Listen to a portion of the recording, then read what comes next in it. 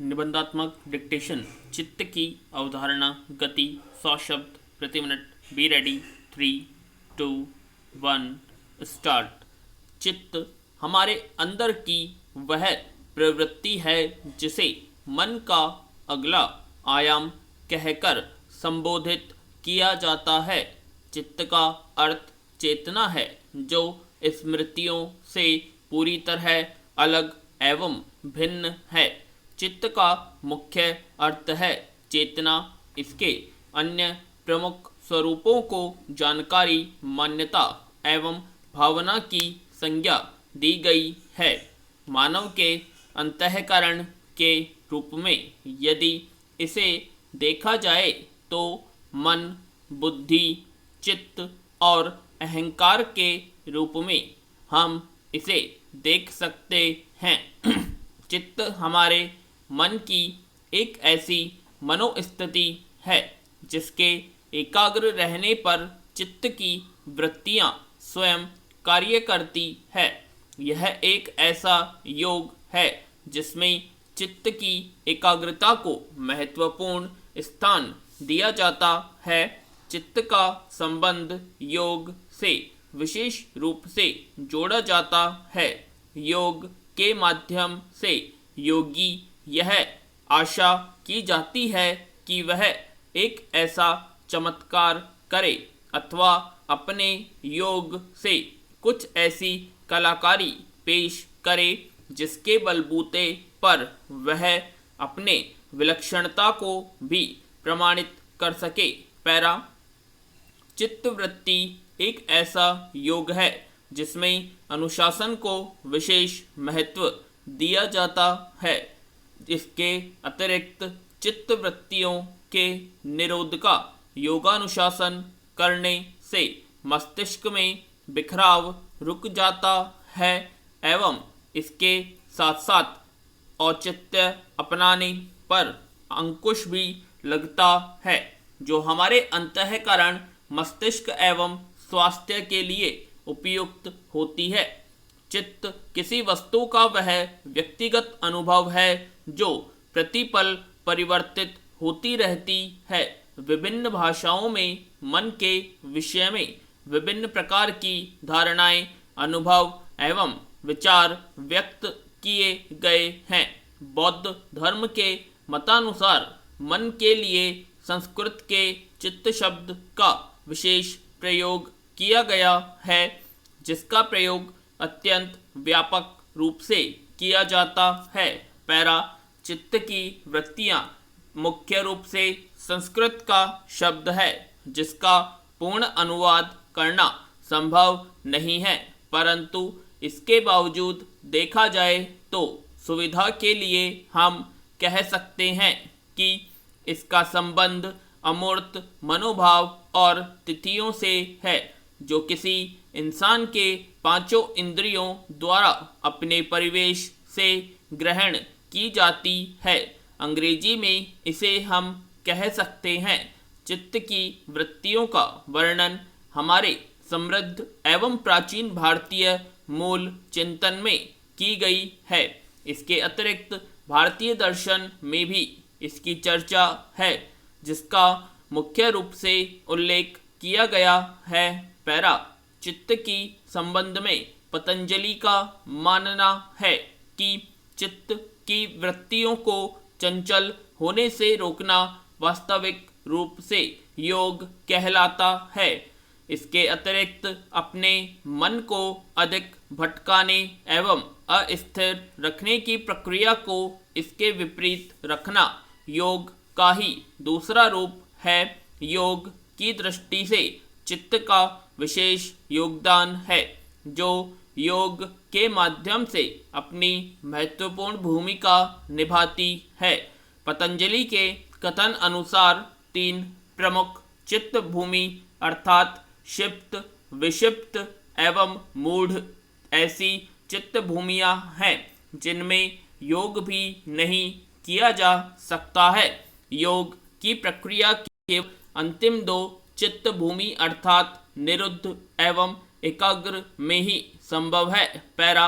योग दर्शन से संबंधित 8 अंगों में यम का एक महत्वपूर्ण चित्त योग है। इसके अंतर्गत चारों ओर शांति का वातावरण तैयार किया जाता है। यम के 5 प्रमुख भाग अहिंसा, सत्य, ब्रह्मचर्य, अस्तेय एवं अपरिग्रह है। मन, कर्म एवं वचन तीनों में से किसी भी प्राणी को कोई कष्ट न देना अथवा हिंसा न करना ही अहिंसा कहलाता है। इन तीनों से सत्य की स्थापना करना सत्य के स्थान पर प्रतिष्ठित होता है। अपरिग्रह के रूप में धन को संग रखना एवं खोए जाने पर दुख व्यक्त इतना करना अपरिग्रह की श्रेणी में आता है। पैरा अपने कर्म फल में दुखी ना होकर स्वाभाविक रहने के लिए मुख्यतया स्वच्छ, संतोष, स्वाध्याय आदि के विषय में जानना एवं उसका पालन करना नियम के अंतर्गत आते हैं। पैरा प्राणायाम एक ऐसी विधि है जिसमें मानव चित्त के अंधकार में वातावरण अथवा आवरण को हटाकर ज्ञान के प्रकाश से उज्जवल करने की चेष्टा की जाती है। पैरा चित्त को एकाग्र रखने के लिए आसन का विशेष महत्व है।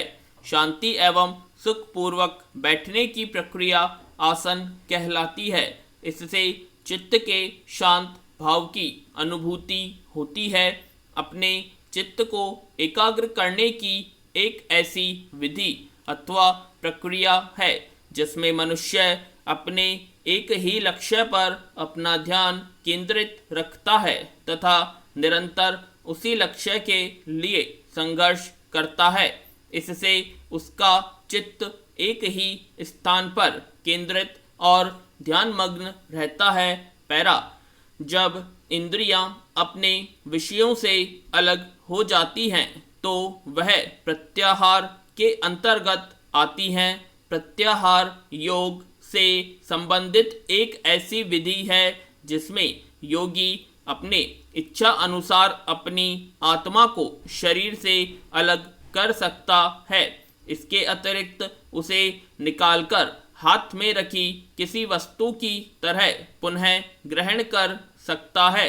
चित्त को किसी एक विशेष स्थान पर केंद्रित करने के फलस्वरूप जब मन पूर्ण रूप से एकीकृत हो जाता है तब इस प्रक्रिया को धारण की श्रेणी में रखा गया है। इसके अंतर्गत 21 मिनट 26 सेकंड तक बिना श्वास लिए व्यक्ति को रहना पड़ता है। पैरा चित्त को एकाग्र करने का सबसे भीतरी माध्यम समाधि में प्रवेश करना है। जब कोई ध्याता अपने ध्यान में मग्न रहता है तब उसे केवल एक ध्येय मात्र का प्रकाश ही नजर आता है। ध्याता ऐसे समय में 10 साल के समान प्रतीत होने लगता है जिसे समाधि की अवस्था कहते हैं। पतंजलि ने चित्त के पास प्रमुख वित्तीय के रूप में क्षिप्त, विक्षिप्त, निरुद्ध, मूढ़ एवं एकाग्र को प्रमुख स्थान दिया है। इसे चित्त भूमि के नाम से भी जाना जाता है। पैरा चित्त की यह अवस्था पूर्ण रूप से तम प्रधान होती है जिसमें काम, क्रोध, लोभ तथा मोह का वास होता है। इस अवस्था में मनुष्य पूर्ण रूप से अंधकार में रहता है जिसके कारण वह समाधिस्थ नहीं हो पाता। इस अवस्था में मनुष्य का चित्त पूर्ण रूप से सद्गुण प्रधान माना जाता है। इस अवस्था में वैराग्य और ऐश्वर्य भी उपस्थित होता है। यह एक महत्वपूर्ण योगों में से एक है। जब बुद्धि और प्रसिद्धि के साथ चित्त का पुरुष का भेद सामने प्रकट होता है तब उस ख्याति से वैराग्य पूर्ण रूप से उदास माना जाता है। मनुष्य का चित्र इस अवस्था में सत्व गुण प्रधान होता है। जिसमें राज्य के साथ साथ तम गुण भी मिले होते हैं। मनुष्य का चित्त इस अवस्था में राज्य प्रधान होता है एवं यही कारण है कि क्रोध, मोह एवं रज जैसे सभी सांसारिक कर्मों की प्रवृत्ति मनुष्य के मन में पाई जाती है। पूर्ण विराम।